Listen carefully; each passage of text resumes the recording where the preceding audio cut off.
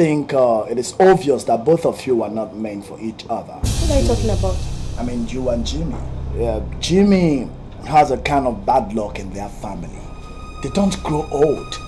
And their prosperity doesn't last for too long. And you don't deserve this kind of a man. I think you deserve a better man, as in a man like me. Alright? Let me go straight to the point. No, hold on, let me go straight to the point. You see, in a fortnight, I'll be traveling to United States of America. And I've made provision for both of us to travel so that I can take you around. Treat you like a queen that you are. Okay? Am I dreaming? You! You, my husband's best friend! We are talking about love here, not friends. We are not brothers. Alright? We don't come from the same tribe. Jesus is Lord.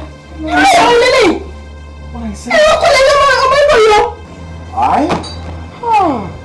Listen to me and listen good. I would imagine this never happened.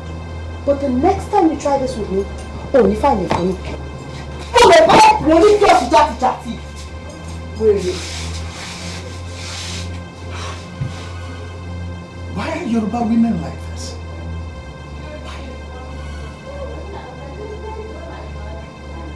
I was thinking to you. My words.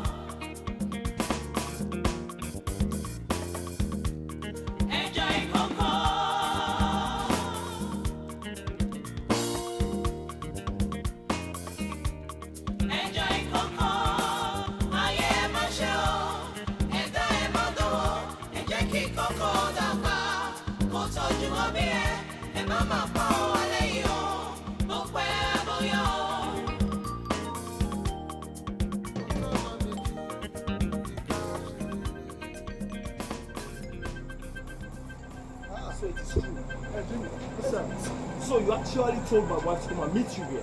You even sent a text message to my wife to come and meet you here. You, Frank. That's not exactly what you think. Jesus.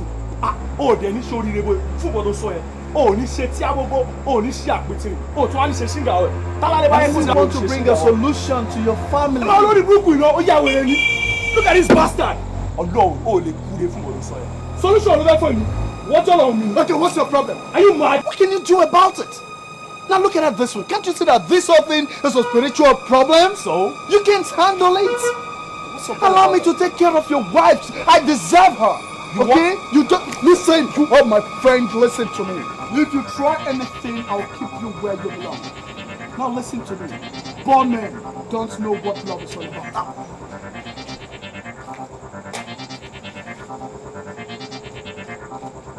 You're just a poor man. You can't do anything.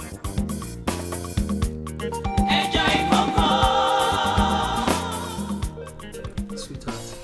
Yes. Mo rò pé gbogbo nǹkan tó ń ṣẹlẹ̀ sí wa mo rò pé obìnrin sí mi ṣá. Mo ṣe máa bínú kó ṣe fault ẹ náà, kó ṣe fault anybody. Sure. I'm sure. You sure? Yeah. That's my love. Mo nǹkan tó ṣẹlẹ̀ ọ̀rẹ́ mi Tókunbọ̀. Ó promise me pé ó máa bá mi arrange àwọn owó kan so that at least I feel bẹ̀rẹ̀ àwọn nǹkan kéékèèké kan at least to get back on our feet. Mama jẹ́ kó ṣe ṣí o. Lágbára Ọlọ́run.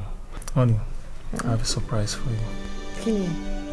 February 8th, happy birthday.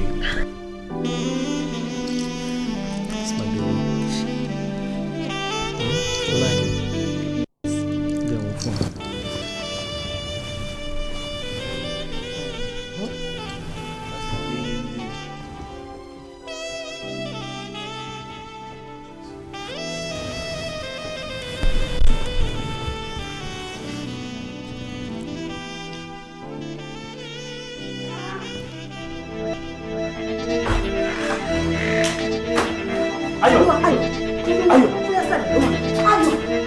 ayọ̀.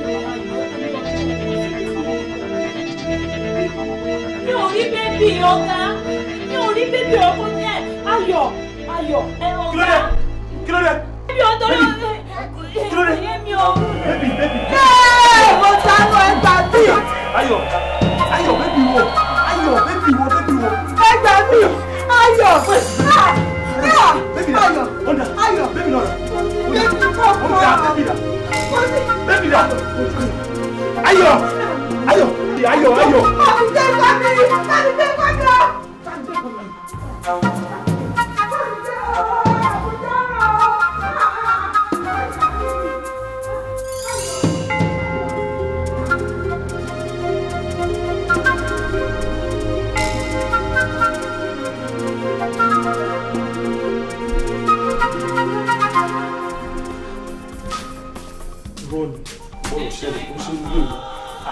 Ọmọ kan ṣe tó kù láìláì. Tí bíbo ló ń lọ.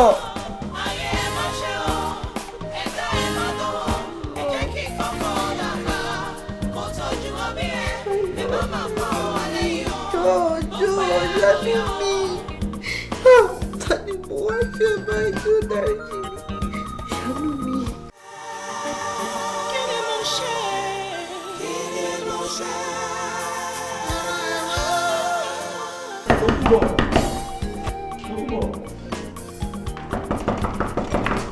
Taniye.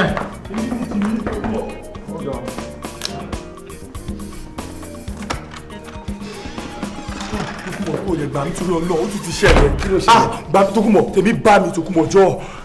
Ayọ̀ ni. Kí ló ṣe Ayọ̀? Ayọ̀ ní jọ torí Ọlọ́run, wá mú mi lọ sọ́dọ̀ bàbá tó sọ ẹ̀. Mo fọlọ́run bẹ̀. Kí ló ṣe Ayọ̀? Jọ Ayọ̀ ni, àníkọ́ wá mú mi lọ jọ torí Ọlọ́run. Bàbá wo? Bàbá tó sọ ó fẹ́ mú mi lọ. Okay, calm down. Màá mú ẹ lọ sọ́dọ̀ bàbá yẹn. Ní sùúrù, o ṣe jókòó kí n kàn sáré change ẹ̀wù. Tókunbọ̀ jọ torí Mo ń bọ̀ jẹ́ ìwẹ̀ ìlú bọ̀. Tókunbọ̀.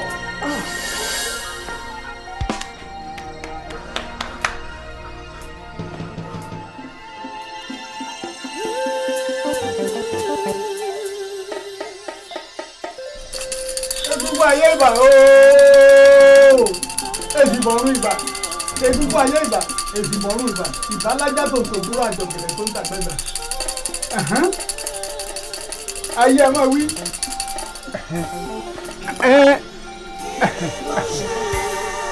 ẹ ṣé o àtọ́láyé ní kí n kí n àwọn ọmọdé tẹ́ gbé wá ìwọ̀n lára rẹ̀ ọ̀yà ìwẹ̀ ni ọ̀wẹ̀. Bàbá ìwẹ̀. Kó tó lọ léèwé láàárọ̀ ó máa wẹ̀, tó bá dé lọ́sàn-án á wẹ̀, kó tó sùn lálẹ́ gan ó tún máa wẹ̀ kó tó lọ bẹ́ẹ̀. Kí àwọn wí kí ni wí ṣé wíwẹ̀ bá ń la wá ń sọ ni àní yóò wẹ̀wẹ̀ àwọn àgbà ìwé odò ìwẹ̀ tó jẹ́ pé bá a bá ń wẹ̀ àwọn ìgbanúmọ̀lẹ̀ wọ́n péjọ lórí rẹ̀ báyìí ni irú ìwẹ̀ táwọn wí nù á kọ́kọ́ fi yùn mú ẹ̀mí rẹ̀ dúró ná á wàá ṣe ọ̀kà kẹbọ tí kagún láyà àwọn yóò ní lówó. Owó yẹn ò ṣe problem, àníkàrà ọmọ mi ti yá, tẹ bá tiẹ̀ lè bá mi ṣe máa fún yín ní 1,100. Pé kẹ́kọ̀ọ́ fi bẹ̀rẹ̀. Wọ́n ní 100,000 wọ́n jù bẹ́ẹ̀ lọ. Wọ́n fún. Ẹ̀yin fàlàyé iṣẹ́ dé ọmọ aláṣẹ jẹ káwọ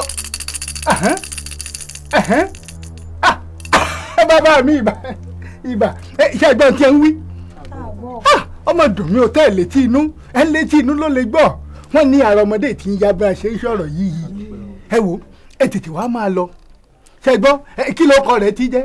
Yomide ló ń jẹ́.